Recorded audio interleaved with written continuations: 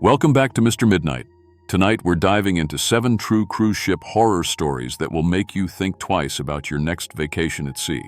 These stories come from real people, crew members, passengers, doctors, and Coast Guard officers who saw things on cruise ships that still haunt them today. These aren't ghost stories or made-up tales. They're real accounts from people who were trapped on ships in the middle of the ocean when things went terribly wrong.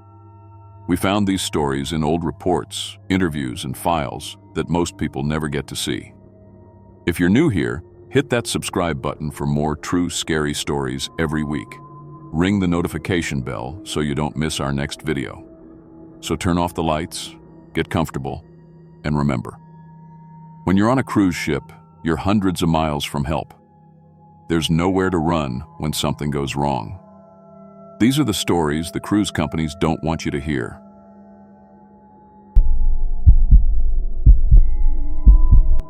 My name is Dr. Sarah Kim, and I've been teaching marine biology for 15 years. I got my PhD from UC San Diego, and I've studied everything from tiny plankton to massive blue whales. I've been on research ships in storms that could flip a truck, and I've dove with great whites without breaking a sweat. But what happened on the Harmony of the Seas cruise in November 2023 changed everything I thought I knew about what lives in our oceans. Some things down there should never come up to meet us.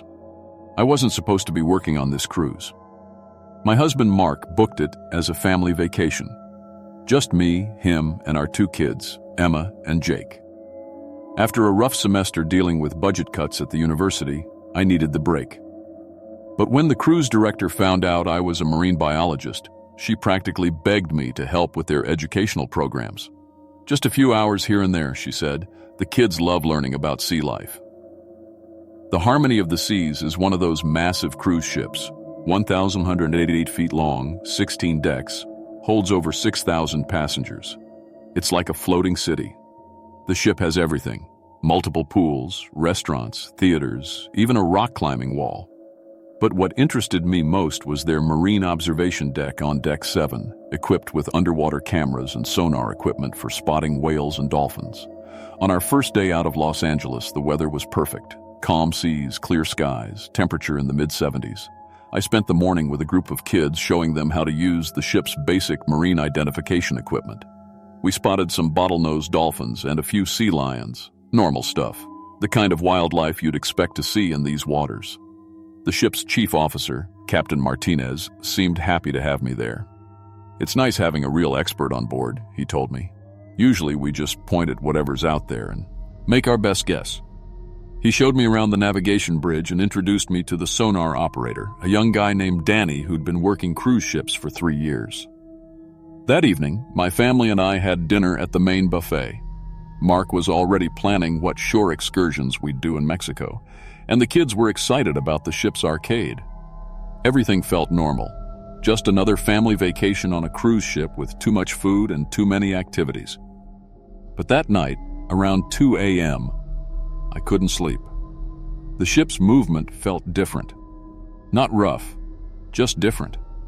Like we were being followed by something that created its own current. I told myself it was just the ocean. Ships always feel weird when you're not used to them. On day 3, that's when things started getting strange. I was up early, around 6 a.m., having coffee on our balcony when Danny from the bridge approached me. He looked worried, which was unusual for someone who normally seemed pretty laid back. "Dr. Kim, can you take a look at something?" he asked. "The sonar's been picking up something weird since yesterday." I followed him to the bridge, where Captain Martinez was studying a sonar display with a frown. "Danny says you might be able to help us identify what this is," the captain said, pointing to the screen. What I saw made my stomach drop. The sonar showed something massive moving beneath us, about 200 feet down. At first glance, it looked like it could be a whale. Blue whales can get up to 100 feet long. But this thing was different. The sonar reading showed it was at least 400 feet long, and it had multiple appendages extending from its body. Appendages that moved independently. "How long has it been following us?" I asked. "Since yesterday morning," Danny replied. "It matches our speed exactly. When we slow down, it slows down. When we speed up, It speeds up. I studied the reading, as more carefully. Whatever this thing was, it didn't match any known marine animal. Whales don't have multiple independent limbs. Giant squids are big, but not 400 feet big, and they live much deeper than 200 feet during the day. It's probably just a sonar glitch, Captain Martinez said, but I could tell he didn't believe it. These old systems sometimes show phantom readings. Can I monitor this for a few days, I asked, as a professional favor? The captain agreed, and I spent the rest of the day checking the sonar readings every few hours. The thing, whatever it was, stayed with us. Always 200 feet down, always matching our course and speed. That night I decided to check the sonar around 2:47 a.m., right when I'd felt that strange ship movement the night before. What I found made my hands shake. The creature wasn't 200 feet down anymore. According to the sonar, it had surfaced to about 50 feet, and it was huge, much bigger than the readings had shown before. The appendages were clearly visible now, and they looked like tentacles. Dozens of them, each one at least 100 feet long. I grabbed the ship's night vision equipment and went out to the observation deck. The ocean was calm, almost perfectly still. But then, just for a few seconds, I saw something break the surface about 300 yards off our starboard side. It was covered in bioluminescent patterns, blue and green lights that pulsed across what looked like a massive body. The shape was wrong, though. It wasn't like any whale or squid I'd ever seen. It was too long, too flat, and those appendages, they ended in what looked like hands. Not fins, not suckers, but actual hands with long, thin fingers. I watched for another hour, but the thing didn't surface again. When I checked the sonar, it was back down to 200 feet, following us like nothing had happened. The next morning, I started documenting everything. Timestamps, sonar readings, weather conditions, ship speed, and heading. If this was a new species, I needed proper data. But part of me was starting to think this wasn't just about marine biology anymore. During my afternoon session with the kids, something strange happened. A little girl named Lucy, maybe 8 years old, came up to me with a drawing she'd made. "I drew the thing that's following our ship," she said. The drawing showed a massive octopus-like creature with glowing spots all over its body. But the creepiest part was the tentacles. Each one ended in what clearly looked like a human hand. And scattered across the creature's body were human faces, all with their mouths open like they were screaming. "Lucy, this is a very creative drawing," I said carefully. "But what makes you think something's following our ship?" "I dreamed about it," she said. "It talks to me at night. It says it's lonely and wants friends." I felt cold despite the warm afternoon sun. Have any other kids had dreams about sea creatures? Within 10 minutes, I had 12 children showing me drawings of the same thing. All of them had dreamed about a massive creature with tentacles that ended in human hands. All of them said it had spoken to them, asking them to come play in the water. That evening, I went to find Captain Martinez. I found him in his quarters, looking exhausted. "Captain, we need to talk about that sonar contact," I said. "Dr. Kim, I've been sailing for 23 years, he replied. "I've seen equipment malfunctions, underwater thermal layers, even military submarines, but I've never seen anything like this." "What do you mean?" He pulled out a tablet and showed me photos of the ship's hull taken by maintenance divers that afternoon. The metal was covered in scratch marks, long gouges that started at the waterline and went down about 20 feet. "These appeared overnight," he said. "Whatever made them has opposable thumbs. Look at the pattern. Those aren't random scrapes. Something grabbed onto our hull." The scratches looked exactly like claw marks, but they were enormous. Whatever had made them had hands the size of car doors. That night, I couldn't sleep at all. Around midnight, I heard screaming from somewhere on the ship. I threw on a robe and ran out into the hallway, where I found 3 other passengers standing by the elevators in their pajamas. "Did you hear that?" asked a woman from the cabin next to ours. We all had. It sounded like someone screaming for help, but the voice had come from outside the ship, from the water. A security guard arrived and told us to go back to our cabins. But I could see he was shaken too. "Probably just seabirds," he said. But there were no seabirds 500 miles from shore at midnight. The next morning, I found out that 17 passengers had reported hearing voices in the water during the night. Voices of family members calling their names, asking them to jump overboard and come swimming. I spent that day reviewing footage from the ship's underwater cameras. Most of it was just empty blue water, but around 2:30 a.m., I found something that made me call Captain Martinez immediately. "You need to see this," I told him. The footage showed something impossible. A massive head rising up toward the camera, bigger than a school bus, covered in bioluminescent patches. But the worst part was the face. It wasn't entirely octopus-like. Parts of it looked human.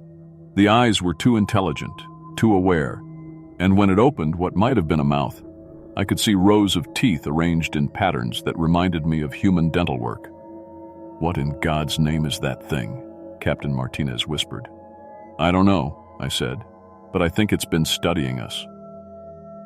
That night was when everything went bad. I was awakened around 2 a.m. by Mark shaking me. "Sarah, Emma's not in her bed." We found her on the balcony, still in her pajamas, climbing over the railing. If Mark hadn't grabbed her, she would have fallen 10 stories into the ocean. "Emma, what are you doing?" I asked.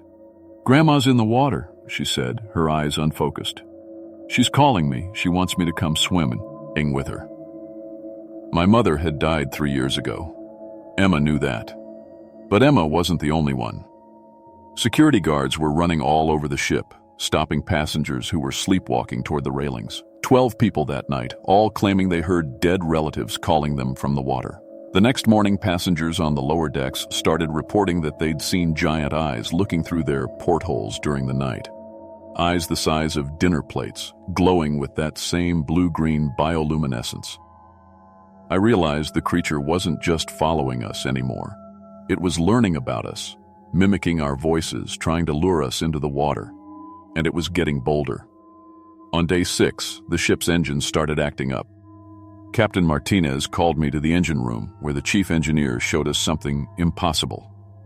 "The propellers are tangled," he said, "but not with seaweed or fishing nets. Look at this." The underwater camera showed our massive propellers wrapped in what looked like thick cables. But the cables were moving. They were organic. Tentacles. "It's got us," Captain Martinez said quietly. That's when I felt the ship start to turn. We were no longer heading toward our planned destination. We were being pulled toward deeper water. The creature surfaced that afternoon, and I got it all on video. It was even bigger than the sonar had indicated, at least 500 feet long, with a body that looked like a horrific cross between an octopus and something almost human. Dozens of tentacles, each one thick as a tree trunk, each one ending in hands with fingers longer than a person's arm. But the most terrifying part was the faces. Scattered across its body were human faces, men, women, children, all with their eyes open, all moving their mouths like they were trying to speak. I realized these might be the faces of people who had answered its call over the years. People who had jumped into the ocean to join it. Passengers were screaming and running, but there was nowhere to go. The thing had wrapped around our hull like it was hugging us. The ship groaned under the pressure. That night, it started breaking through the windows. I was in our cabin with my family when we heard the glass shatter in the cabin below us. Through our balcony door, I could see a massive tentacle, thick as my body, feeling around inside the broken window. The hand at the end of it had fingers that looked almost human, except they were gray and covered in suckers. "Everyone stay quiet," I whispered to my family. But it was too late. More glass was breaking all over the ship. The creature had found a way inside. People were screaming, running through the hallways. I could hear the sound of tentacles slapping against the walls, and worse, the sound of people being dragged. I grabbed my family, and we ran for the upper decks. But the elevators weren't working. The creature had damaged the ship's power systems. We had to take the stairs, and with each floor we climbed, we could hear it getting closer. When we finally reached the top deck, I looked back at the ship and saw tentacles coming through windows on at least 6 different levels. And in the water around us, I could see more creatures, smaller ones, but still massive by any normal standard. The big one wasn't alone. It had brought friends. That's when I realized we were never going to make it to port. This thing didn't want to just study us or scare us. It wanted to take us home with it, down to whatever dark place it came from in the deep ocean. The last thing I remember clearly was standing on the top deck, watching tentacles as thick as telephone poles reaching up from the water toward us. My family was holding on to me, and I was holding on to them. But I could feel the creature's influence in my mind. That same voice that had called to the children, promising me that everything would be peaceful in the deep water.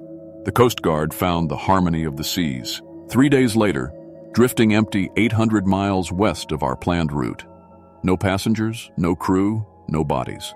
Just an empty ship with massive gouges in the hull and every window on the lower 6 decks shattered from the inside out. I was found alone in a life raft 50 miles away, with no memory of how I got there. My family was gone. Everyone was gone.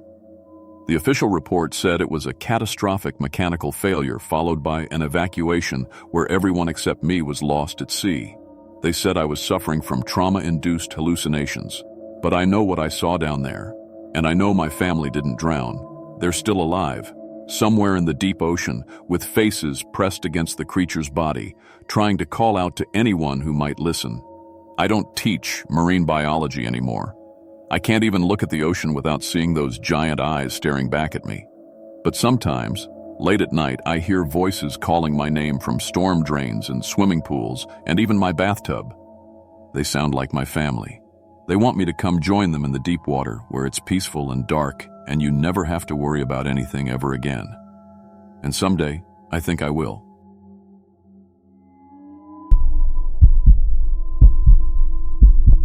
My name is Mike Torres, and I've been a plumber in Detroit for 12 years. I fix pipes, unclog drains, and deal with the worst messes you can imagine. I've crawled through flooded basements, worked in buildings that should have been torn down years ago, and seen things that would make most people sick. Nothing really bothers me anymore. At least, that's what I thought before March 2024, when my wife Lisa and I took our first cruise vacation on the Celebrity Eclipse. What I filmed during those 2 weeks in the Atlantic Ocean still keeps me awake at night. The footage I'm about to share with you was found in the ship's waste system after we were officially reported as lost overboard. This is what really happened down there. Day 1, the dream vacation begins. Video diary entry, Mike speaking to camera. Hey there, future Mike. Lisa says I should record this whole trip so we can watch it when we're old and gray. Look at this place. It's like a floating city. We've got restaurants, pools, even a rock climbing wall. Lisa's already planning our whole schedule. Me? I just want to eat too much food and sleep in every morning. The ship is massive. I thought I knew big buildings from work, but this thing has 14 decks. That's 14 floors floating on water. The crew says there are almost 3,000 passengers on board. I keep getting lost trying to find our room. Good thing Lisa has a better sense of direction than me. Our cabin is small but nice. We're on deck 7, which the crew says is perfect. Not too high, not too low.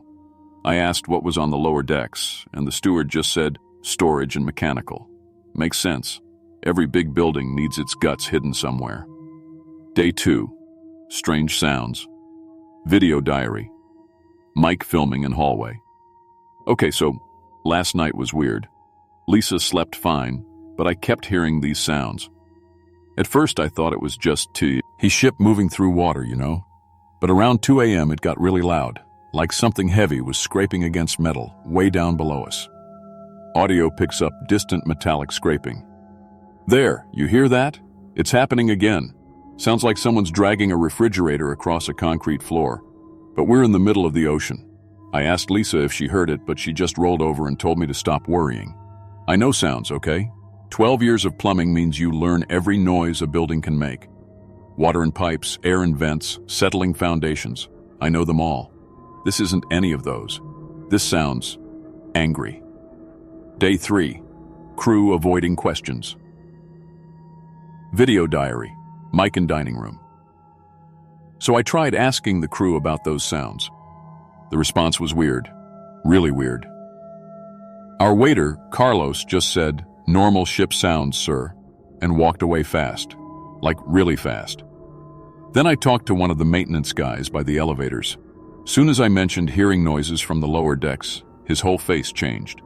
He looked around like someone might be listening, then just said, "Stay on passenger decks, sir, for your safety." For my safety? What does that even mean? Camera shows crew member walking past, actively avoiding eye contact. And look at this.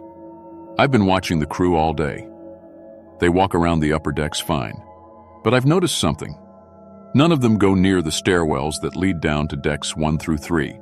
They use the service elevators, sure, but they travel in groups, always in groups. Lisa thinks I'm being paranoid, but I've worked construction sites. You know when workers are scared of something. Day 4. Finding the handprints. Video shaky, Mike whispering. Lisa's at the spa, so I decided to do some exploring. Found a service door that wasn't locked properly on deck 4. The handle was sticky. Camera shows smear, reddish-brown substance on door handle. That's not rust. I know rust. This is something else, something organic. Camera moves through maintenance corridor. The walls down here are different, more industrial, like the basements I work in. But look at this. Camera focuses on wall with large, dark handprints. These handprints are huge. My hands are pretty big from work, but these are massive. And look at the fingertips. Those aren't fingernails. Those are claw marks, deep ones. The prints lead down the hallway, but the corridor gets darker. My phone's flashlight isn't great, but I can see more marks on the walls, like something large was moving through here, touching everything. Distant sound of metal scraping. Oh shit, it's happening again. During the day this time. Video cuts abruptly. Day 5. Kitchen whispers. Video diary. Mike in bathroom whispering. I made friends with one of the kitchen staff today, guy named Rodriguez. He's worked on ships for 15 years, says he's never seen anything like what's happening on this cruise. He told me food keeps going missing, not leftovers. I'm talking whole sides of beef, entire cases of chicken, raw meat mostly. The kind of stuff that should be locked up in cold storage. But here's the really weird part. The remaining food has bite marks, big ones. Rodriguez showed me a ham that looked like something with huge teeth had taken chunks out of it. He said the bite pattern was wrong for rats or any normal pest. When I asked if he reported it, he just laughed. Said the head chef told the staff to mind their own business and do their jobs. Rodriguez also mentioned that some of the crew have been showing up to work with bandages on their arms and legs. When asked what happened, they all say the same thing: accident in the kitchen. But Rodriguez has worked kitchens for 15 years. He knows the difference between a cooking accident and a bite mark. Day 6. Blocked passages. Video very dark. Phone flashlight illuminating makeshift barriers. Found my way back to the lower decks. This time, I went further. The maintenance corridors lead to what should be storage areas, but look at this. Camera shows wooden planks and metal sheets blocking doorways. These aren't official barriers. This is jury-rigged, like someone built them in a hurry. The wood has scratch marks all over it, and some of the metal is bent outward, like something was trying to break through from the other side. Mike touches barrier, wood creaks. The wood is solid, but listen to that. There's space behind there, empty space. And it smells wrong, like meat that's been sitting out too long. Scratching sound from behind barrier. Did you hear that? Something's moving back there. Something big. Video shakes as Mike steps back. I'm getting out of here. Day 7. First sighting. Video timestamp shows 11:47 p.m. Lisa's asleep. I couldn't stop thinking about those barriers, so I went back. Brought a better flashlight this time. Beam shows gaps between wooden planks. There are spaces between the boards, small ones, but enough to see through. I'm going to try to get a look at what's back there. Camera pressed against gap, image dark and unclear. It's hard to see. Wait, there's movement. Vague shadow moves across frame. Oh my God. That's not a person. Look at the way it moves. It's on all fours, but it's too big to be human. The arms are too long, and the way it's crawling. Loud crash from behind barrier. It knows I'm here. It knows I'm watching. Camera shakes as Mike runs. I'm done. I'm not going back down there. Day 8. The sick passengers. Video diary. Mike in cabin during day. Last night, 6 passengers got food poisoning. At least that's what the ship's doctor is calling it. They're all in the medical bay, and none of their families are allowed to visit. I saw one of them being wheeled past our deck this morning. Guy named Peters, on from Iowa. I talked to him at the pool yesterday. Seemed fine then, but when I saw him on that gurney, he had bandages all over his arms and legs. Food poisoning doesn't cause wounds. Like that. Lisa says I'm becoming obsessed, and maybe she's right, but something is really wrong here. The crew is scared, passengers are getting hurt, and everyone's just pretending it's normal. I tried calling the Coast Guard on the ship's phone system, but the call wouldn't go through. The operator said there was interference from the storm, but it's been sunny all day. Day 9. Night kitchen visit. Video timestamp 2:33 a.m., very dark. Couldn't sleep again. Decided to check out the kitchen area at night. Most of the crew should be off duty now. Camera shows empty kitchen, industrial equipment. Everything looks normal from here, but the walk-in freezers are at the back. That's where Rodriguez said the missing meat was stored. Moving through kitchen, flashlight beam dancing. The floor is sticky. My shoes are making this squelching sound with every step. In my line of work, you learn what different liquids feel like under your feet. This isn't water. This isn't grease.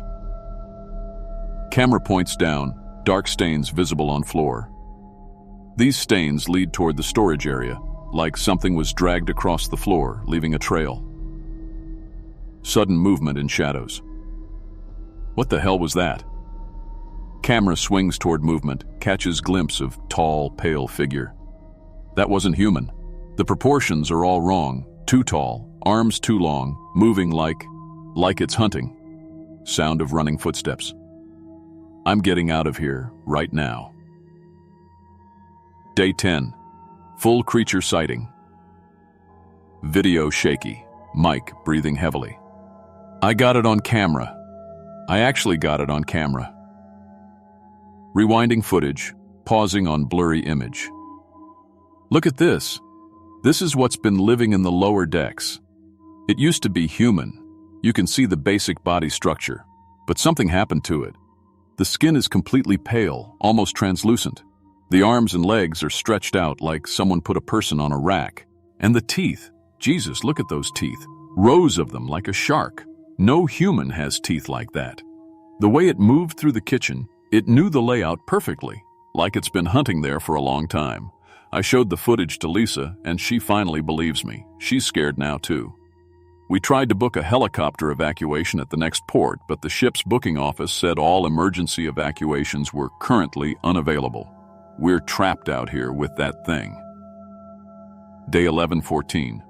The truth unfolds. Multiple video entries, increasingly desperate. I've been doing research, talking to passengers, crew members who'll still talk to me. The picture I'm getting is horrible. This thing used to be a passenger, a guy named Williams who fell overboard on this same route 6 months ago. But he didn't fall. He was taken, dragged down to the lower levels and kept alive. Living on raw meat, drinking seawater, isolated from sunlight and human contact, it changed him. His body adapted to survive, but he lost his mind. Maybe his humanity. The crew knows. They've been feeding it to keep it from hunting in passenger areas. Missing persons reports from previous cruises, dozens of them, all listed as accidental overboard, but their bodies were never found because they never went overboard. They're still on the ship, all of them. Day 15. Lisa disappears. Video timestamp 9:15 p.m. Mike's voice breaking. Lisa's gone. We were at dinner, she went to the bathroom, and she never came back. I found these by the service elevators. Camera shows drag marks on carpet leading to stairwell. She fought. Lisa's strong, she wouldn't go quietly. But whatever took her was stronger. I'm going down there. I know it's stupid, but I can't leave her with that thing. Camera shows Mike gathering flashlights, kitchen knife. If something happens to me, if this video is all that's left, don't take cruises on this route. Don't trust the crew. And whatever you do, never go to the lower decks alone. Day 16 to 17, The Lair. Video extremely dark, only illuminated by flashlight. Found her, found Lisa, but also found the truth. Camera reveals large space filled with human remains. This isn't just one creature. There are multiple victims down here in different stages of transformation. Some still look mostly human, others... Lisa's voice, weak but alive. Mike? Mike, is that you?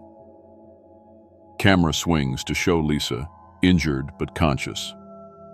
She's alive, but they've been feeding on her. Small amounts, keeping her conscious. That's how they do it. Keep the meat fresh. Multiple clicking sounds echo in darkness. They're coming. More of them. The creatures communicate with clicking sounds, and they hunt in packs now.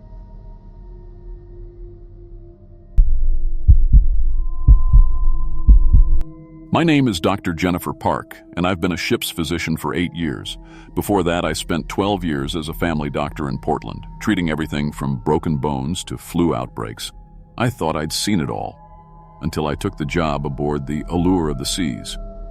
The pay was incredible, and who doesn't want to travel the Mediterranean while working?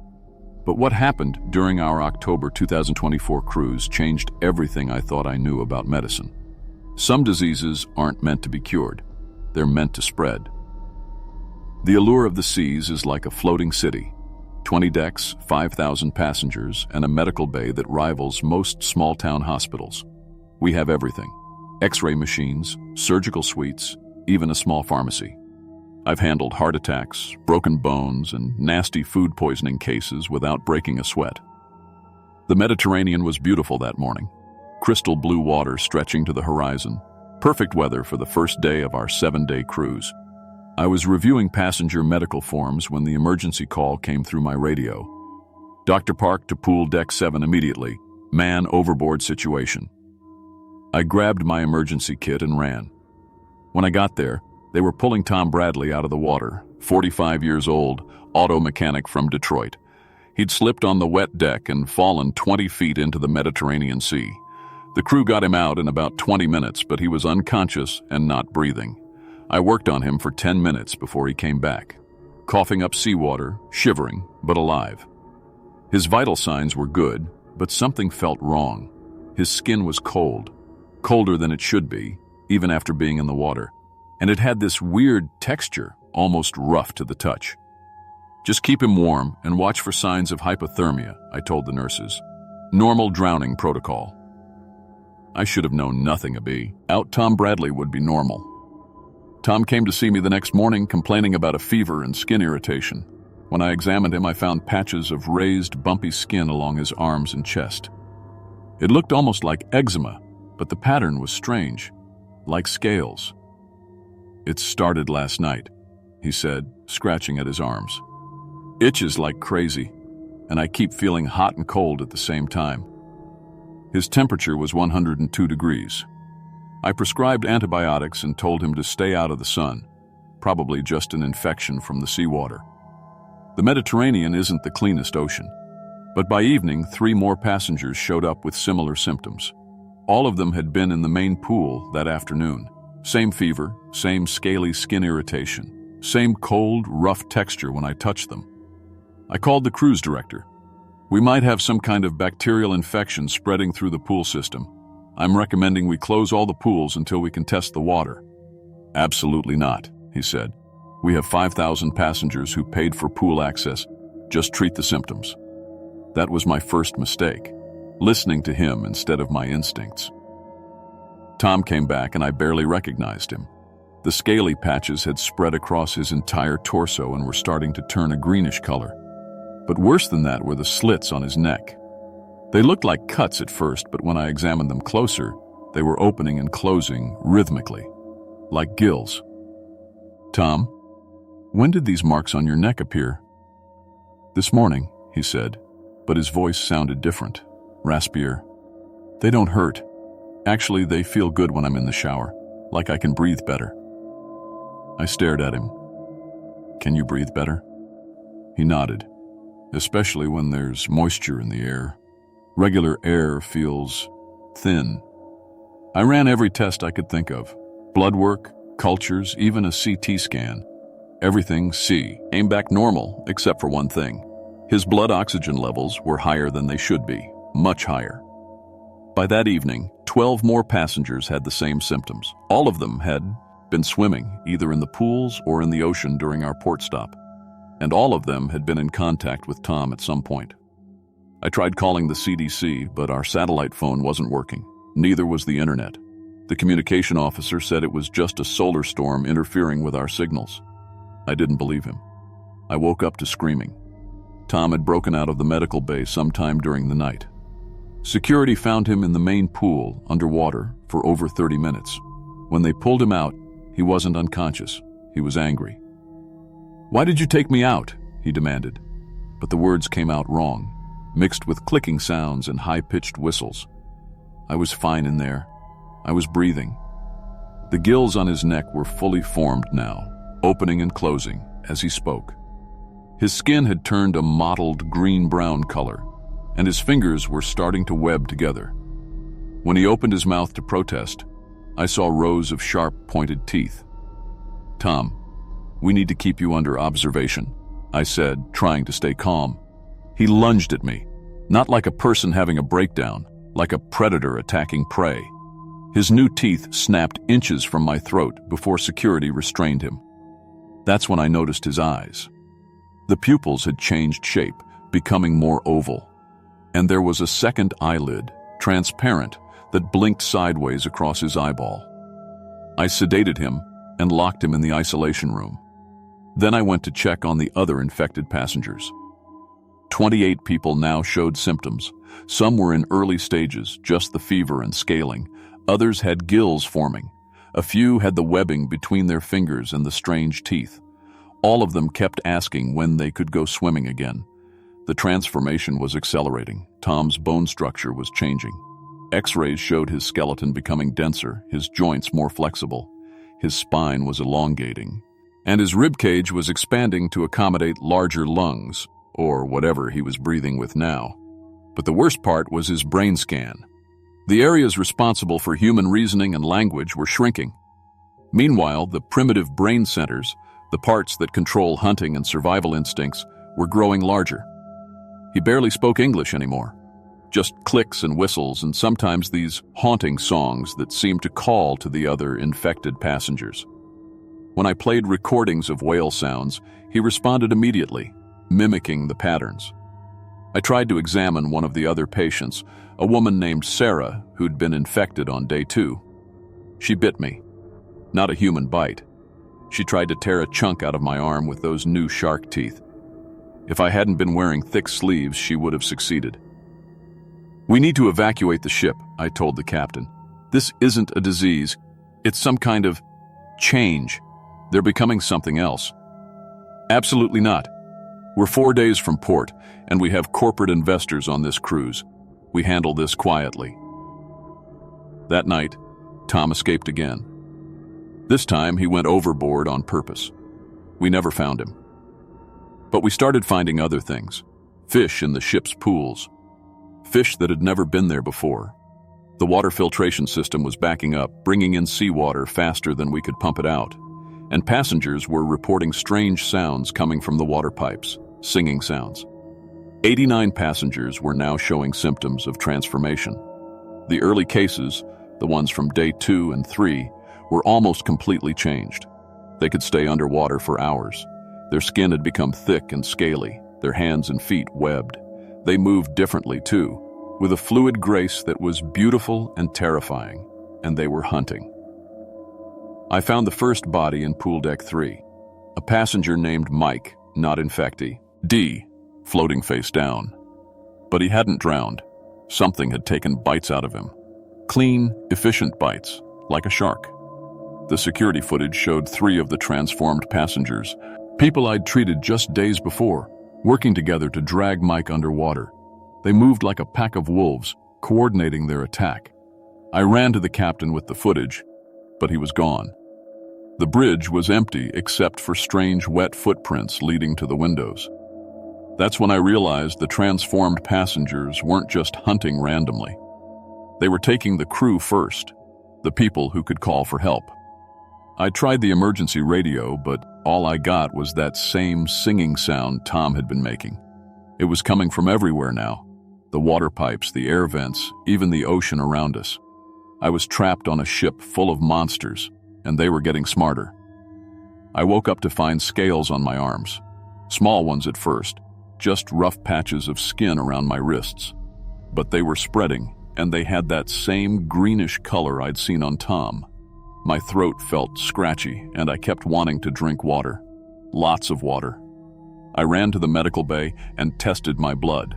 The results made my hands shake. My oxygen levels were spiking. My white blood cell count was changing. Whatever had infected the others was now in me. The ship was mostly quiet now.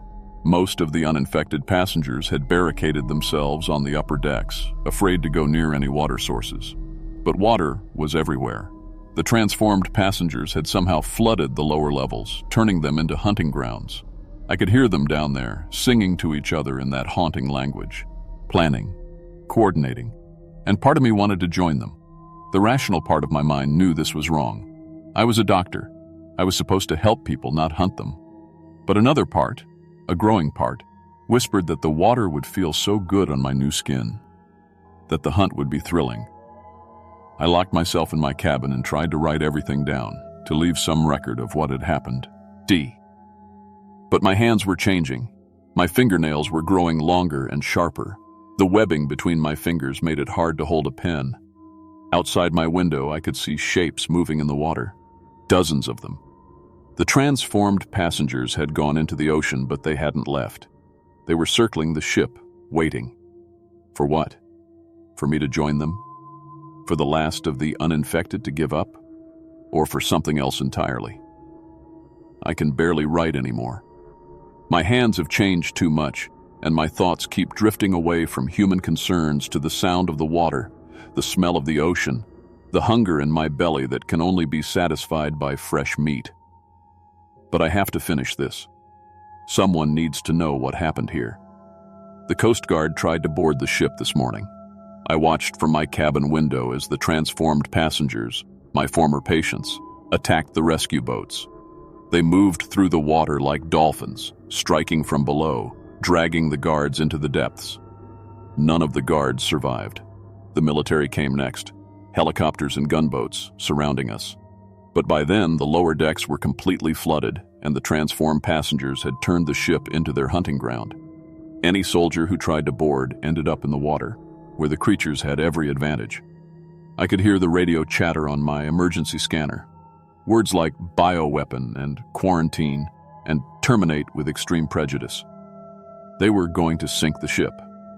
Part of me was relieved. The human part, the doctor part, knew this couldn't spread. But the other part, the growing, hungry part, was angry. We were becoming something beautiful, something powerful. Why should we die for their fear?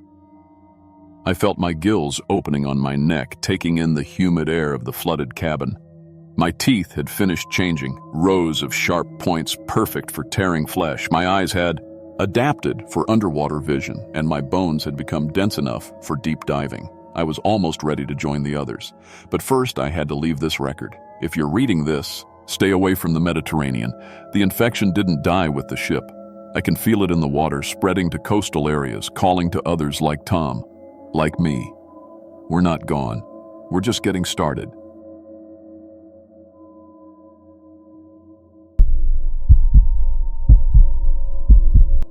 My name is Marcus Thompson, and I've been working construction for 15 years.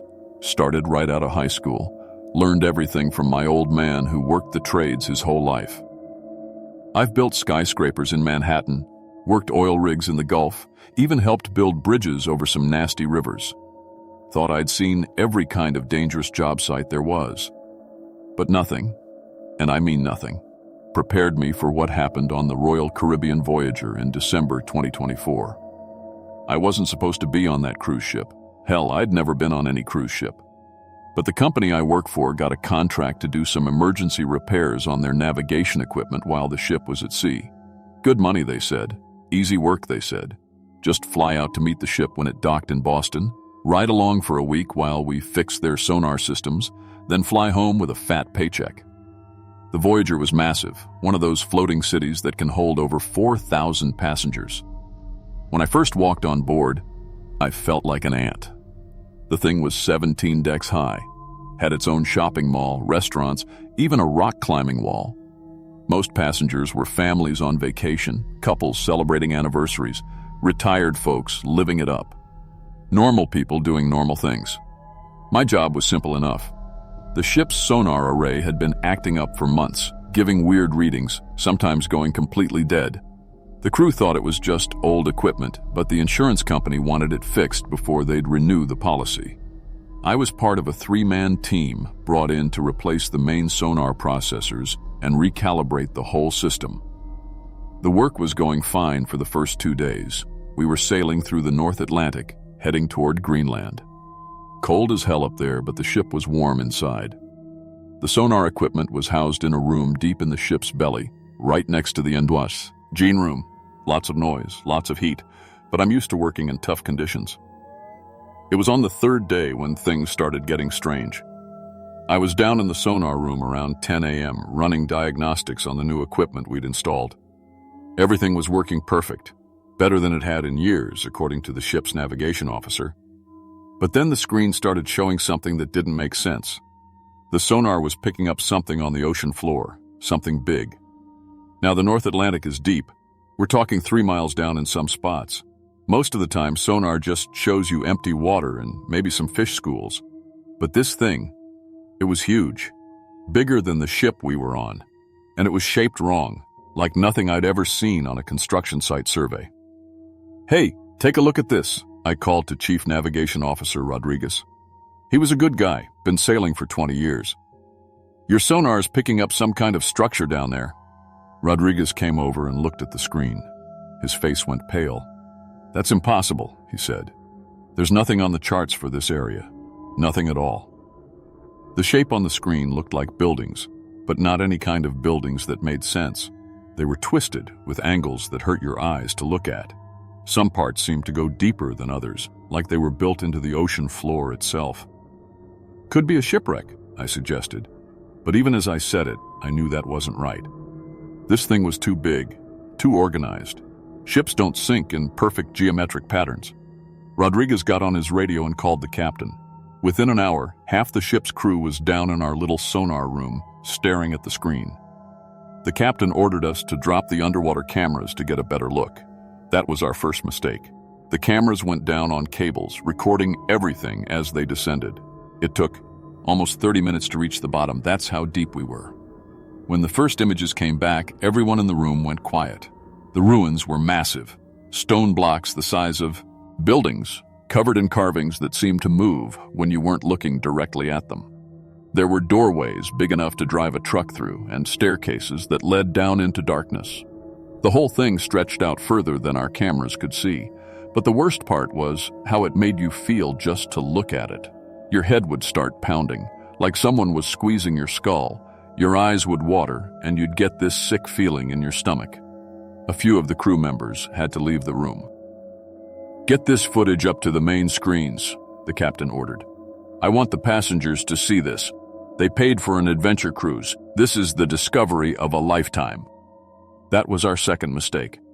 Within an hour, they had the underwater footage playing on every TV screen on the ship. The dining rooms, the bars, even the TVs in people's cabins. Everyone was watching, amazed by what they were seeing. At first, it was exciting. Passengers were taking pictures of the screens, posting on social media about the amazing underwater ruins they'd discovered. But then people started getting sick. It started with the kids. A little girl in the main dining room suddenly got a nosebleed while watching the footage. Then her brother started shaking, like he was having a seizure. The ship's doctor rushed over, but before he could help, more people started having problems. Adults were getting massive headaches just from looking at the screens. Some people started throwing up. Others began speaking in what sounded like languages, but not any language anyone recognized. The words didn't sound human. By evening, almost 200 passengers had collapsed into comas. They weren't unconscious exactly, their eyes were open, and they were breathing fine. But they wouldn't respond to anything. They just lay there, staring at nothing, occasionally whispering things that didn't make sense. See.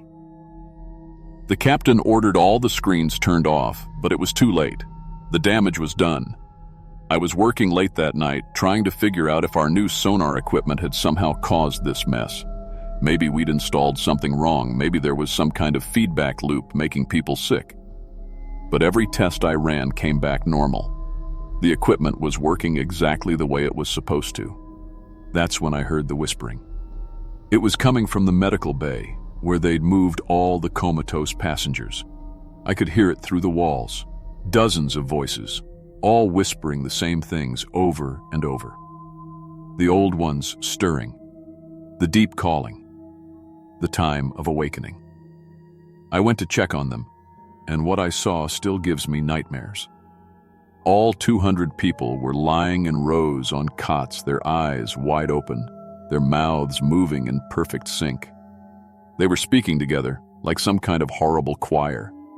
And when I walked into the room, every single one of them turned to look at me. "You brought us to them," they said all at once. "The ones who wait in the deep places, the ones who dream of rising." I ran. I'm not ashamed to admit it. I ran straight back to the sonar room and started packing my tools. Whatever was happening on this ship, I wanted no part of it. But when I got to the sonar room, the equipment was running by itself. The screens were showing new images from the cameras below, even though no one was operating them. The ruins were different now. Lights were moving inside those massive doorways. Things were swimming around the structures, huge, dark shapes with too many arms. And the worst part? The sonar was showing movement. The entire structure was rising. Slowly but definitely rising toward the surface. The comatose passengers woke up on the third day, but they weren't the same people who'd fallen asleep. They knew things they shouldn't cue. Now, like exactly what the weather would be hours before it changed, or where every fish was swimming within miles of the ship. They talked about the ocean like it was alive, like it was thinking. "The depth bringer stirs," they said when anyone asked them questions. "It has chosen us to serve. It has chosen this vessel to be its herald." The captain tried to turn the ship around to get us away from whatever was down there, but the affected passengers wouldn't let us. They'd somehow learned how to operate the ship's systems. They sabotaged the navigation equipment I'd just finished fixing. They disabled the engines. They cut the communication system so we couldn't call for help. "We're going home," they said, "back to the deep places where we belong." That's when I saw it. The thing they called the depth bringer. I was up on deck trying to figure out how to get off this floating nightmare when the ocean around our ship turned completely black. Not dark blue like deep water usually looks. Black like oil, like ink. And there were shapes moving under the surface. Massive shapes that were too big to be whales, too strange to be anything that belonged in our world. Then it surfaced. I can't really describe what the depth bringer looked like because it was too big to see all at once. Part of it looked like a mountain rising from the sea. Part of it looked like a building made of flesh and tentacles. It had eyes, dozens of them, each one the size of a house, and they were all looking at our ship. The affected passengers all went up on deck and started singing. Not in English, not in any human language. They were calling to that thing, welcoming it, and it was responding. I could feel it inside my head pressing against my thoughts, trying to get in. "Join us," the passengers kept saying to those of us who were still normal. "Feel the deep wisdom. Become one with the eternal waters." Some people did. They walked right up to the affected passengers and let them touch their foreheads, Within seconds, their eyes went wide and they started singing that ho, ribble song too. But not everyone gave in. There were maybe 50 of us left who were still fighting it. We barricaded ourselves in the ship's emergency station and tried to figure out how to survive. The thing in the water wasn't trying to destroy the ship. It wanted the people on it. It fed on human minds somehow, and the more people it controlled, the stronger it got. The affected passengers had incredible strength now, and they all moved like they shared one mind. They could predict everything we were going to do before we did it. We held out for 2 more days. 2 days of that singing, of that presence pressing against our thoughts, of those massive eyes staring up at us from the black water. Some of my fellow survivors couldn't take it. They opened the doors and walked out to join the others. On the final day, there were only 12 of us left. That's when the rescue ships arrived. I still don't know how they found us. Our communications were down, our GPS wasn't working. But 3 Coast Guard cutters came out of the fog like angels. The thing in the water, the depth bringer, sank back down when it saw them coming. The affected passengers collapsed like someone had cut their strings. The rescuers found us and airlifted the survivors off the ship. They left the Voyager floating there, along with the 3,000 people still on board, said it was a quarantine situation and that specialists would handle it. I never saw the ship again. The news reported that it was a technical malfunction that caused some kind of mass hallucination event. They said everyone on board was fine, just needed medical observation. But I know better. I've been living in a small apartment in Kansas ever since, as far from the ocean as I can get. But it doesn't matter. I can still feel that thing down there in the deep places. Every night I dream about those ruins, and every morning when I wake up, the bathtub water looks more inviting than it should.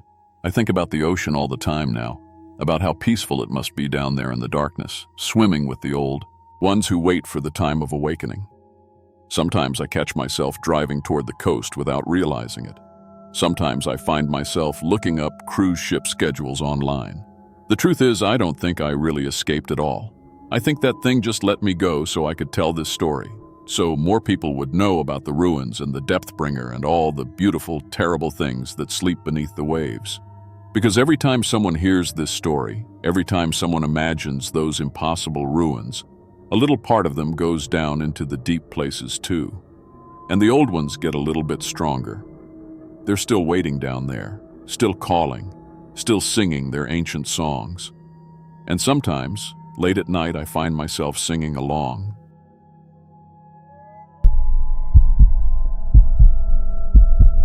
My name is Sarah Martinez, and I've been working ship security for Royal Caribbean for 8 years. I started as a deck patrol officer right after college and worked my way up to senior security coordinator on the Voyager-class ships. I've handled everything from medical emergencies to drunk passengers, missing person cases, and even a few serious crimes at sea. The ocean can be dangerous, but honestly, most of our problems come from people drinking too much and making bad choices. I thought I'd seen it all after 8 years on these floating cities.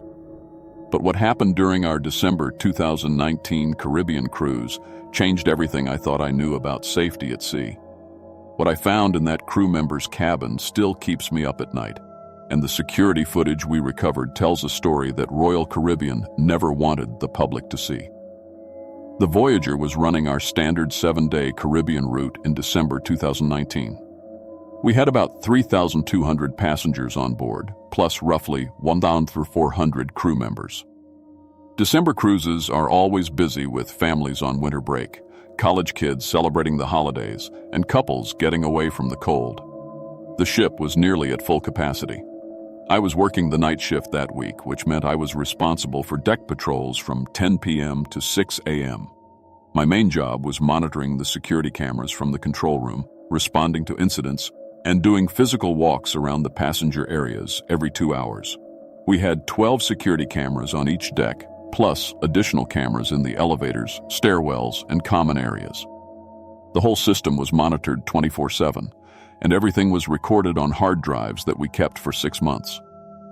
That particular night was December 18th. We'd left Cozumel that afternoon and were heading toward our final stop in Jamaica. The weather was perfect, calm seas, clear skies, about 78 degrees.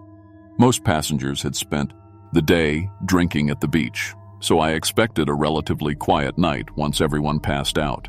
I was working alone that shift because one of our other security officers had called in sick with food poisoning. My supervisor, Jim Peterson, was handling the upper decks while I covered decks 3 through 8. We had radio contact every hour and I could call him immediately if anything serious happened. Around midnight, I was doing my routine camera check when I noticed something odd on the Deck 5 monitor. A young woman was stumbling down the hallway, clearly drunk, bouncing off the walls as she walked. That wasn't unusual by itself. We see drunk passengers every night. But she seemed more disoriented than normal, almost like she was sleepwalking. I watched her on the cameras as she tried several cabin doors before finding one that opened. She went inside and the door closed behind her. I made a note in the logbook. Deck 5, cabin 5247, intoxicated passenger entered wrong cabin at 12:17 a.m. I figured she'd realize her mistake in a few minutes and find her way back to her own room. About 30 minutes later, my radio crackled to life. It was Jim calling from Deck 9. "Sarah, I've got a guest here looking for her friend. Says her roommate went missing from the bar around midnight. Young woman, early 20s, brown hair, wearing a red dress. You seen anything?" I checked my notes. "Actually, yeah. I've got a drunk passenger who went into the wrong cabin on Deck 5 about 30 minutes ago. Cabin 5247. She hasn't come back out. Can you go check on her? Guest services is getting worried." I grabbed my radio and master keycard and headed down to Deck 5. The hallways were empty except for the usual hum of the ship's engines and air conditioning. Cabin 5247 was at the end of the hallway, right next to the emergency exit. I knocked on the door. "Security, everything okay in the..." "Done?" No answer. I knocked again, louder this time. "Royal Caribbean Security, I need to check on a passenger." Still nothing. I used my master key to open the door and immediately something felt wrong. The room was completely dark, but there was a strange chemical smell in the air, kind of like the photography darkroom I used in high school. And I could hear a weird clicking sound coming from inside, like a camera taking pictures over and over again. "Hello? This is ship security. I'm coming in to check on you." I flipped the light switch, but nothing happened. The overhead lights weren't working. I pulled out my flashlight and stepped inside. That's when I saw them. Hundreds of photographs covering every inch of the walls. Pictures of passengers sleeping in their beds, showering, changing clothes, walking around their cabins. Some were clearly taken through windows or doors. Others looked like they were shot with a hidden camera. And in the center of it all was the girl in the red dress, passed out on the bed. She was breathing but completely unconscious. I immediately called Jim on my radio. "Code yellow on Deck 5, cabin 5247. I need backup right now." The radio just gave me static. I tried again. "Jim, this is Sarah. I've got a situation on Deck 5. Respond." Nothing but white noise. I checked my phone to call the control room directly, but I had no signal. That was impossible. We had cell towers on the ship that provided coverage throughout the entire vessel. I turned back to examine the room more carefully. The photographs weren't just random shots. They were organized, sorted by location, by time of day, by type of activity. Someone had been systematically photographing passengers for weeks, maybe months. I found photos of the girl on the bed from earlier that day, pictures of her at breakfast, by the pool, at the bar. Someone had been following her around the ship, documenting her every move. In the corner of the room, I spotted a video camera on a tripod. Its red recording light was blinking directly at me. I moved toward it to shut it off, but my flashlight beam caught something else. More cameras. Small ones, hidden in the air vents, behind picture frames, inside what looked like smoke detectors. This wasn't just some pervert taking photos. This was a full surveillance operation. I heard footsteps in the hallway outside, slow and deliberate. Then the sound of keys jingling and someone humming quietly to themselves. The footsteps were getting closer. I quickly moved toward the girl on the bed to wake her up, but she was completely out. I could barely detect a pulse. Whatever she'd been given was serious. The footsteps stopped right outside the door. I turned off my flashlight and looked around for somewhere to hide.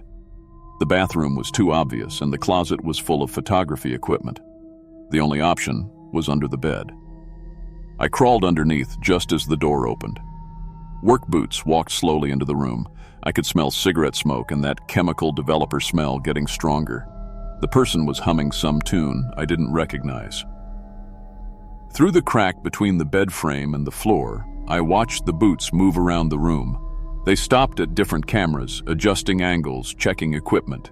This person knew exactly where everything was.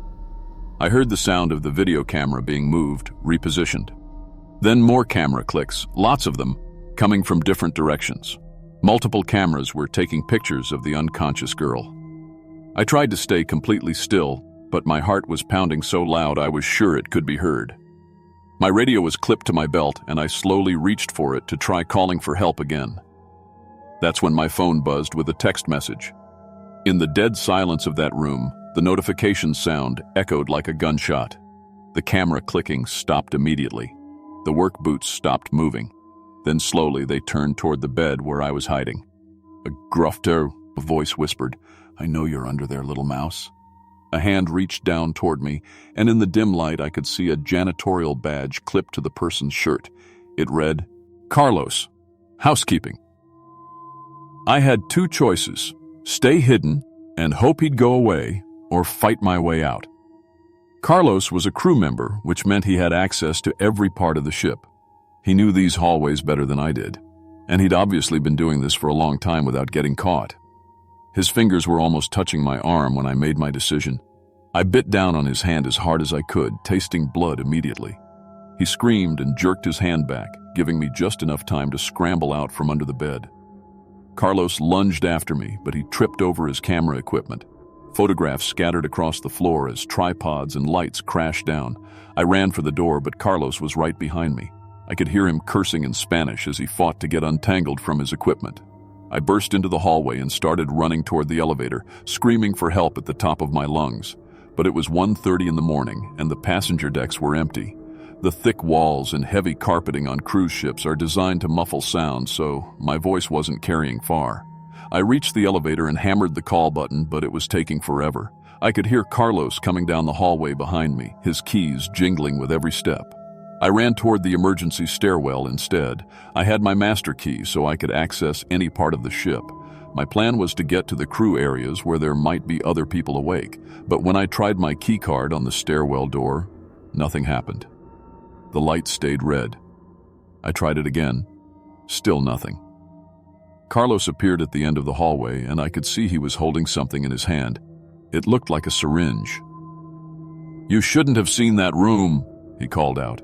His accent was thick, but his English was clear. "Now we have a problem." I started banging on passenger cabin doors, hoping someone would wise.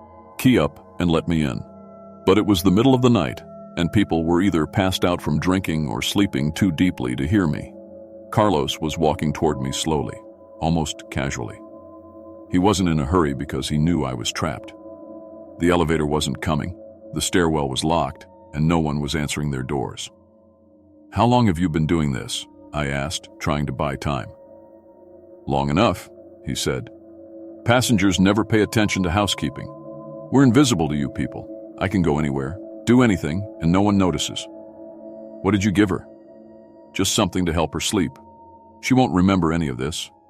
He smiled, and I saw several gold teeth. "Neither will you." I was running out of hallway.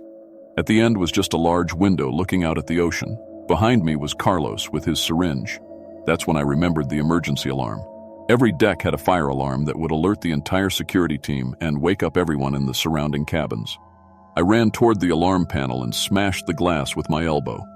The sirens started blaring immediately, and emergency lights began flashing throughout the hallway. Carlos cursed and started running toward me, but it was too late. I could already hear voices and footsteps coming from the stairwells. Doors were opening as passengers came out to see what was happening. But Carlos wasn't giving up. He grabbed me from behind and tried to inject me with the syringe, but I elbowed him in the ribs and broke free just as the first passengers appeared in the hallway. "Help me!" I screamed.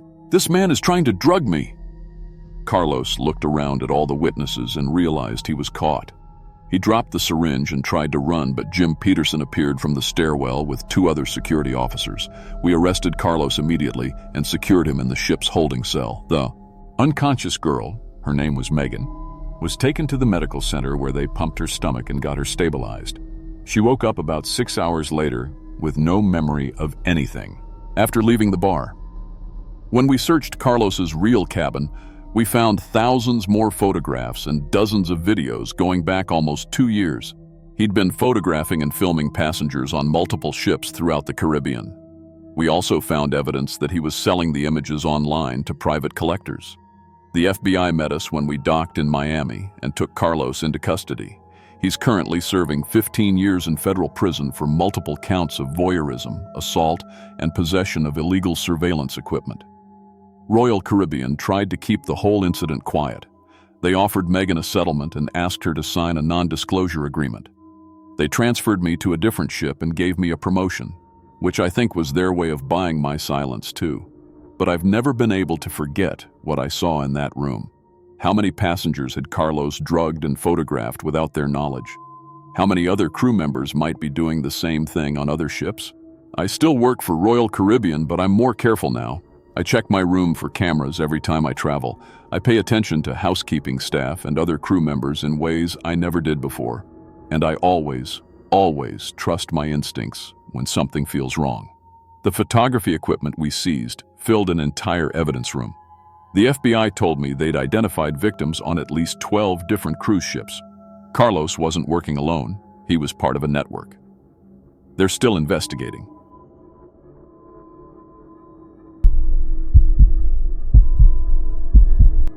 My name is Lieutenant Commander Sarah Mitchell, and I've been with the United States Coast Guard for 15 years. I started as a young officer right out of the Coast Guard Academy, worked my way up through search and rescue operations, maritime law enforcement, and vessel inspections. I've pulled bodies from stormy seas, chased drug runners through the night, and boarded ships in conditions that would make most people sick. In all those years, I thought I'd seen everything the ocean could throw at me. But what happened in September 2021, about 200 miles off the coast of North Carolina, changed everything I thought I knew about the sea and the people who sail on it. I was serving as the executive officer aboard the Coast Guard cutter Resolute, a 210-foot medium endurance cutter. We were on routine patrol when we got the call that would haunt me forever. A cruise ship had gone dark on radar. No distress signal, no communication, nothing.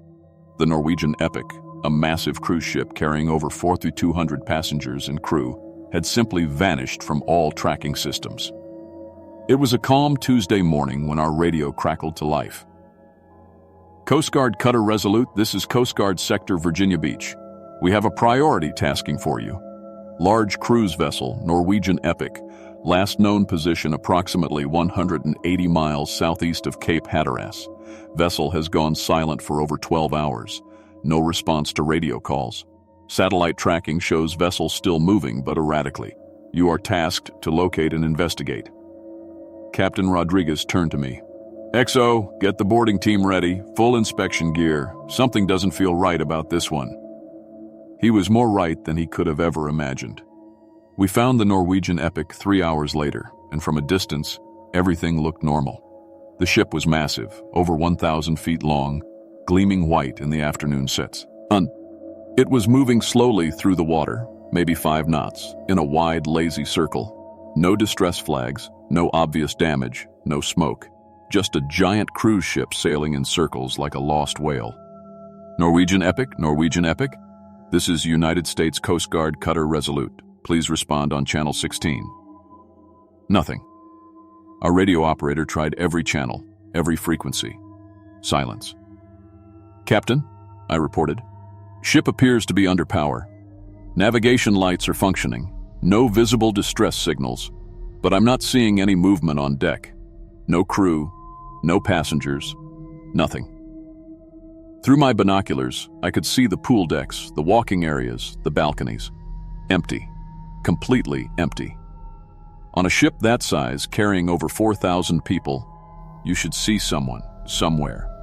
Kids running around, people sunbathing, crew members working. But the ship looked like a ghost town floating on the ocean. Prepare the boarding party, Captain Rodriguez ordered. Mitchell, you're leading this one. Take Petty Officer Santos, Petty Officer Kim, and Seaman Johnson. Full safety gear. I want constant radio contact. As our small boat approached the cruise ship's hull, I felt something I'd never experienced in all my years at sea. The water around the ship was perfectly calm, almost mirror-like, even though there was a decent chop everywhere else.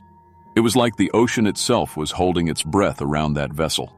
We used the ship's tender platform to board. The platform was down, which was strange. It should have been secured for sea travel, but it made our job easier.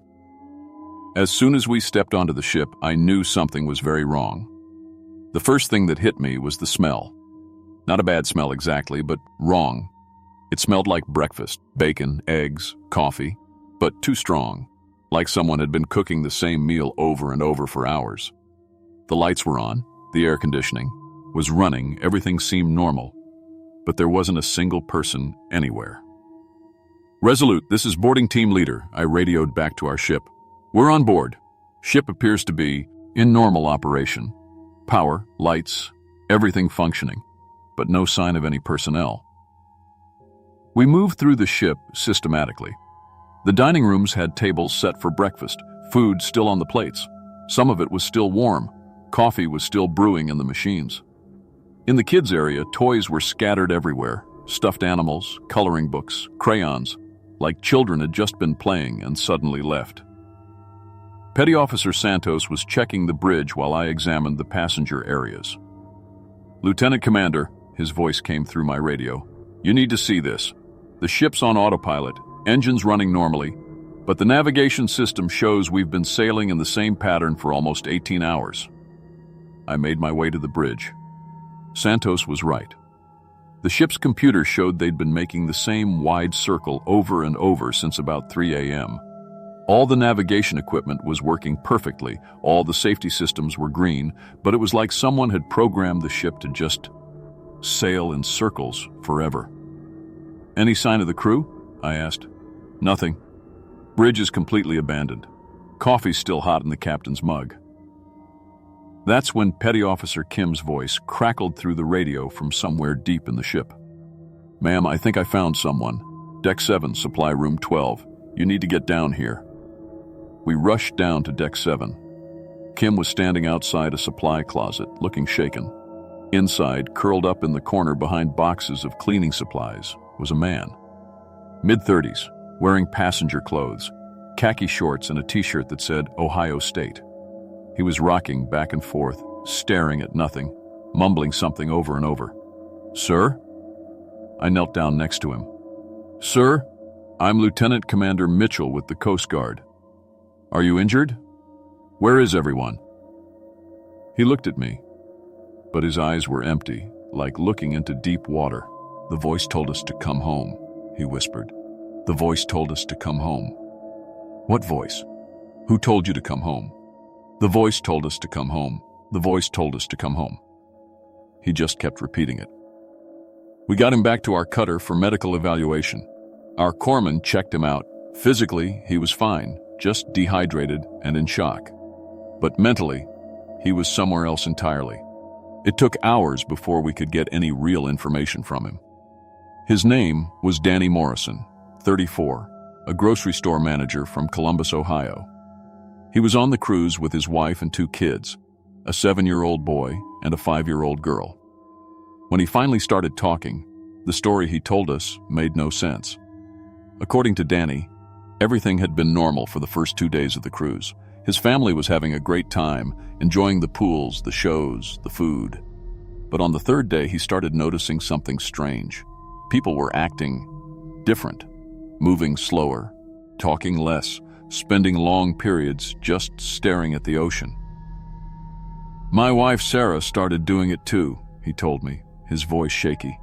She'd stand on our balcony for hours, just looking at the water. When I asked her what she was looking at, she'd say she could hear something calling, but I couldn't hear anything. He said it got worse each day. More and more passengers and crew members would gather on the upper decks, especially at night, just standing there, looking out at the ocean. They'd hum together, the same tune, but nobody seemed to know they were doing it.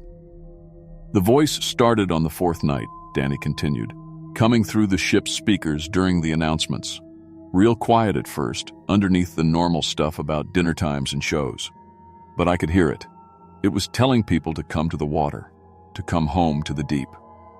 I asked him why he didn't report this to the ship's crew. He laughed, but there was no humor in it. The crew was doing it too. By the fifth day, even the captain was standing on the bridge just staring at the ocean for hours. The only reason I didn't fall under whatever spell they were all under was because I stayed in our cabin with the door locked and the TV turned up loud. But on the final night, he said, everyone gathered on deck 12, all 4,200 people on that ship. Danny watched from the porthole in his cabin as thousands of passengers and crew members walked slowly, calmly to the upper deck. They moved like sleepwalkers, all in perfect formation. They lined up at the railing, Danny whispered, tears streaming down his face. All of them. My wife, my kids, everyone. They stood there in rows, thousands of people, and they were humming that same tune. Then the voice came over the speakers one last time. It said, "It's time to go home to the water." And they all just stepped forward. Danny broke down completely at this point. According to him, 4,200 people had simply walked off the cruise ship into the middle of the ocean, just stepped off the edge like they were getting off a bus. Of course, we thought he was having some kind of breakdown. Nobody just walks off a ship. There would be bodies, debris, something. But our search of the surrounding waters turned up nothing. No bodies, no life preservers, no personal belongings floating in the water. It was like 40,200 people had just vanished into thin air. The investigation that followed was the strangest of my career. We brought in the FBI, maritime investigators, psychologists, everyone. The ship's security cameras had recorded everything, and what we saw defied explanation. The footage showed exactly what Danny had described. For days, passengers and crew gradually changed their behavior. People would stop mid-conversation and walk to the nearest window or deck to stare at the ocean. Children would leave their games and stand motionless at the railings.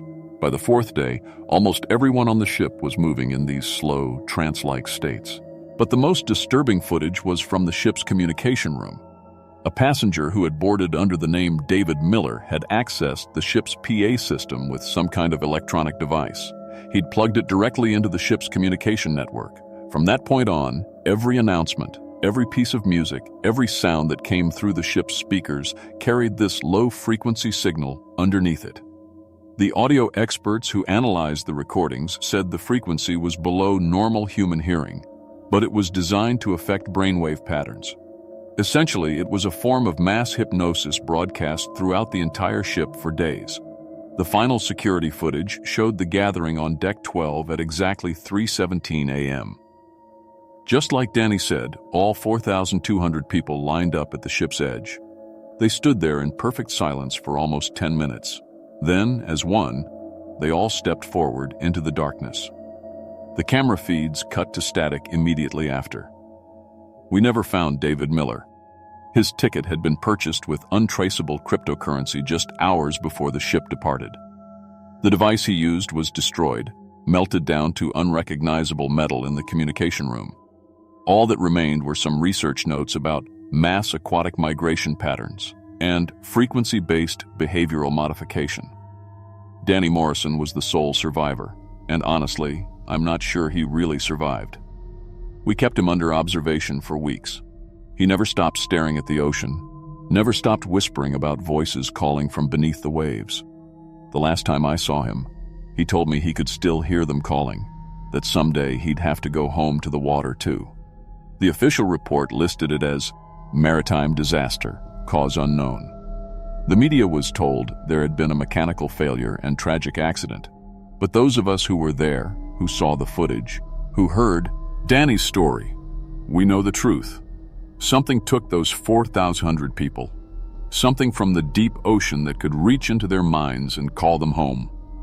I retired from the Coast Guard 6 DOS, months later. I couldn't do it anymore.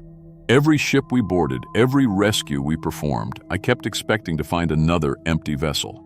I moved as far from the ocean as I could get to a small town in Montana.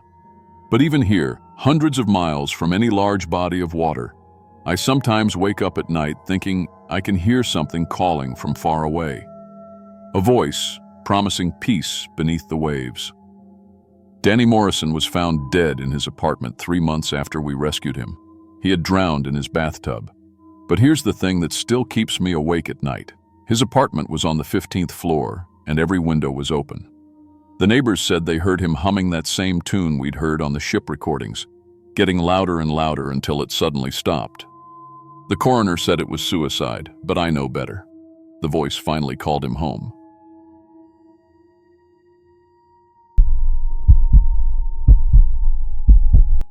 My name is Dr. Amanda Foster, and I've been a child psychologist for 15 years. I got my PhD from Stanford and worked at Children's Hospital before starting my private practice in Seattle. I've helped kids through divorce, trauma, and behavioral problems. I've seen children at their worst moments and helped them heal. But what happened on the Royal Princess cruise in August 2023 changed everything I thought I knew about child development. Some things can break a child's mind in ways that can never be fixed. I booked that cruise as a last attempt to bond with my 7-year-old daughter Emma after my divorce. The papers were signed, David had moved out, and Emma barely spoke to me anymore. She spent most days staring at her tablet or asking when Daddy was coming home. I thought maybe a week on a cruise ship, just the two of us, could help us reconnect. The Royal Princess was huge. 15 decks with pools, restaurants, and entertainment venues. But the main attraction for families was the supervised kids program. They had different age groups and promised educational activities and developmental enrichment. As a child psychologist, I knew Emma needed to socialize with other kids her age. The divorce had made her withdrawn and anxious. The kids' club was on deck 7, with bright yellow walls and cartoon characters painted everywhere. The coordinator, Helen Burke, seemed nice enough. A middle-aged woman with short gray hair and a friendly smile. She told me she used to manage a retail store before joining the cruise line 2 years ago. She explained their program included arts and crafts, educational games, and specialized learning sessions for advanced development. We focus on emotional regulation and cognitive enhancement, Helen said, showing me around the main play area. Many parents notice significant improvements in their children's behavior and learning abilities after just a few days. Emma seemed excited when I dropped her off that first morning. The other kids looked happy too. About 20 children between ages 6 and 8, all wearing matching yellow wristbands. Helen explained the wristbands helped staff monitor the children's location and activities throughout the ship. But when I picked Emma up that evening, something was wrong. She walked out of the kids' club without running to hug me like usual. Her movements were stiff and mechanical. When I asked about her day, she looked straight ahead and said, "It was educational." "What did you learn, sweetheart?" "Important things about thinking correctly." The way she said it made my skin crawl. Emma had always been chatty and energetic, full of questions and silly jokes. Now she spoke in a flat, emotionless tone like she was reading from a script. That night in our cabin, Emma sat on her bed and stared at the wall for 3 hours. She didn't ask for a bedtime story or want to call her father. When I tried to touch her forehead to check for fever, she pulled away. "Physical contact interferes with the learning process," she said without looking at me. I grabbed my notebook and started writing down everything I observed. As a psychologist, I knew sudden behavioral changes in children usually indicated trauma or illness. But Emma showed no signs of physical abuse or sickness. It was like someone had drained all the emotion out of her. The next morning at breakfast, I met other parents whose children were in the program. Sarah Morrison from Chicago said her 8-year-old son Jake had stopped laughing or crying since joining the kids' club. "He just sits there and answers questions like a little robot," she said, picking at her scrambled eggs. "Yesterday I asked if he missed his dog at home, and he said emotional attachment to pets is inefficient." A father from Texas, named Bill Cooper, nodded grimly. "My daughter Amy asked me why adults cry and what makes people feel love, like emotions were some foreign concept she'd never experienced." All the parents described the same thing. Children who suddenly spoke with advanced vocabulary about psychology and behavior modification. Kids who no longer showed fear, excitement, or affection. It was like the kids' club was somehow erasing their personalities. I decided to observe the program myself. The next day, I found a window that looked into the kids' club from the deck above. What I saw made no sense. 20 children sat in perfect rows, completely motionless. They weren't playing or doing crafts. Instead, they stared at large computer screens showing rapid flashing geometric patterns, triangles, circles, and squares in bright colors that hurt my eyes to look at. Helen Burke sat at a control desk wearing headphones and monitoring what looked like medical equipment. Multiple computers displayed brainwave patterns and heart rate monitors. This wasn't a kids program. It was some kind of psychological experiment. Emma sat in the front row, a yellow cap on her head with wires leading to Helen's computers. Her eyes were completely blank as she stared at the flashing patterns. None of the children moved or blinked. They looked like little zombies. I rushed down to the kids' club entrance, but Helen blocked my way. "Parents aren't allowed during specialized learning sessions," she said firmly. "The children need to focus without distractions." "What kind of learning requires brain monitoring equipment?" Helen's smile never wavered. "We use advanced techniques to help children overcome emotional obstacles and behavioral problems. Many parents specifically request our intensive program." That night, Emma stood beside her bed for hours without moving, staring at the wall with completely blank eyes. When I tried to talk to her, she responded in the same monotone voice. "Please don't interfere with my correction process." Correction process. No 7-year-old uses words like that. I say what? Couldn't sleep. Around 3 a.m., I heard voices coming from somewhere behind our cabin wall. Following the sound, I discovered a maintenance door that led to a narrow corridor. The voices were clearer now. Helen's voice and others I didn't recognize. The corridor led to a stairway going down to what must have been a sub-level below Deck 7. I followed it carefully, my phone's flashlight showing the way. The voices grew louder as I reached a heavy metal door marked "Authorized Personnel Only." I peered through a small window in the door and saw something that made my blood freeze. It was a medical laboratory filled with sophisticated psychological conditioning equipment. 20 children, including Emma, sat in chair-like devices with electrodes attached to their temples. Multiple computer screens displayed their brainwave patterns while other monitors showed hypnotic patterns designed to suppress emotional development. I recognized some of the equipment from my graduate studies: EEG machines for monitoring brain activity, and what looked like experimental neurofeedback devices used in advanced psychological research. But this was far beyond anything used in legitimate child therapy. Helen Burke stood at a control panel, adjusting frequency settings and making notes on each child's psychological profile. She was systematically recording and modifying their brainwave patterns, using technology that could permanently alter their emotional development. Emma sat in the center chair, dozens of electrodes covering her small head. Her personality was being erased and rebuilt right in front of me. I burst through the door. "What are you doing to my daughter?" Helen turned calmly, as if she'd been expecting me. "Dr. Foster, I was hoping we could discuss Emma's progress." "Progress? You're torturing children." "I'm fixing them." Helen's voice was matter-of-fact. "Removing their capacity for emotional attachment, fear, and independent thinking. Creating perfectly obedient children who will never question authority or form problematic family bonds." I ran to Emma's chair and started pulling off the electrodes. She looked at me with no recognition in her eyes. "Please don't interfere with my correction process," Emma said in that horrible flat voice. "I need to become properly functioning."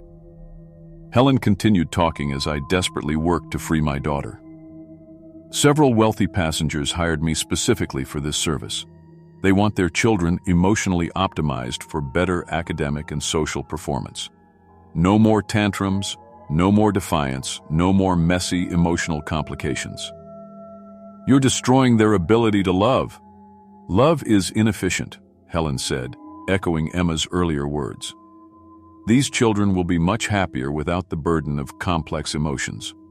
They'll excel in school, follow instructions perfectly, and never experience the pain of loss or rejection." I finally got Emma disconnected and tried to carry her toward the door. but she fought against me, trying to return to the chair.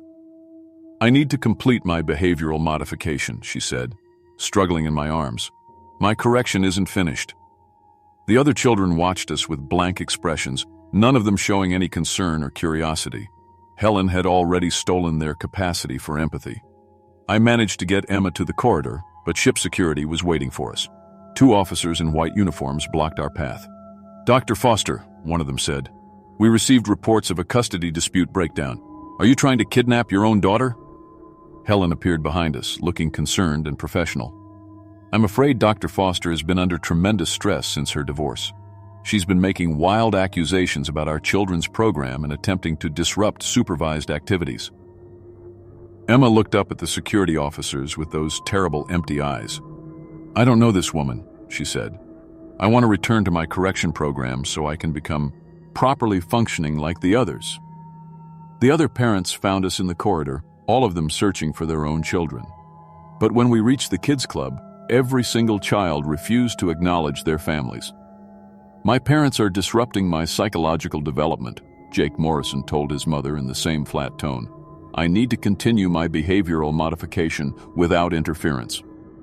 Amy Cooper pushed her father away when he tried to hug her.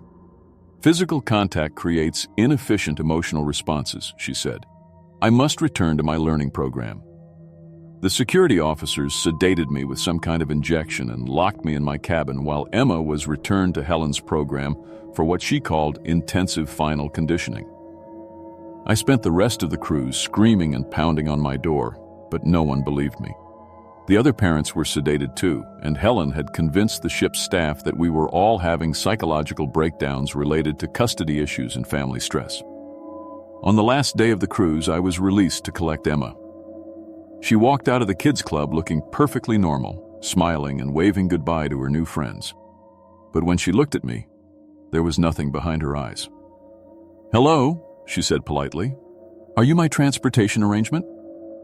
The cruise ended with all the children perfectly behaved, emotionally vacant, and completely detached from their families. The wealthy passengers who had hired Helen were delighted with the results. Their children were quiet, obedient, and showed no signs of emotional distress about anything. I tried reporting what happened to the cruise line, the FBI, and Child Protective Services. But Emma supported Helen's story that I had suffered a mental breakdown. The ship's medical staff diagnosed me with acute stress disorder and paranoid delusions. 6 months later, Emma still shows no emotional connection to me or anyone else. She functions normally. She does her homework, follows instructions, and never causes problems at school.